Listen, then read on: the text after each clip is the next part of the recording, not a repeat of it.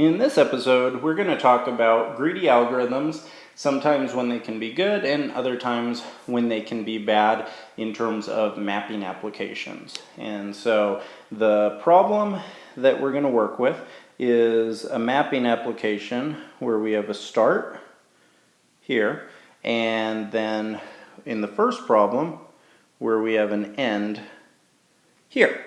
Now, a greedy algorithm, remember, it always takes the optimal path first. So if you're looking for the shortest path, it's going to take the shortest path over and over and over again. So if we created a path that looked something like this,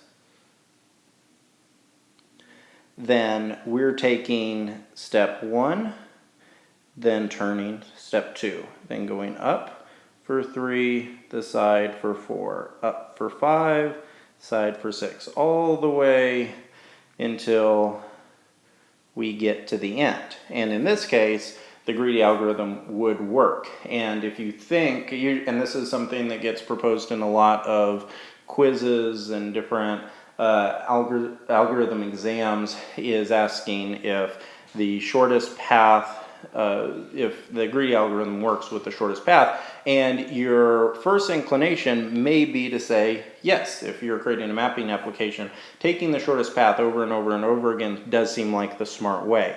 However, there is a lot of different cases where this would actually be a horrible idea, and I'll show you one of the best examples I've seen for it.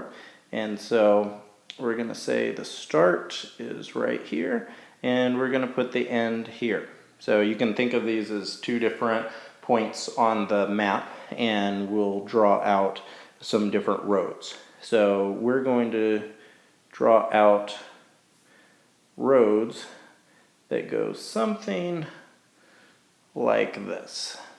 Okay, so that's one road, and obviously because this is shortest path, we would take this one first, then go up, and then keep on going, because greedy algorithm, you always take the shortest path first. However, in this case, if there was a road that went straight right here to the end, this would actually be the optimal path.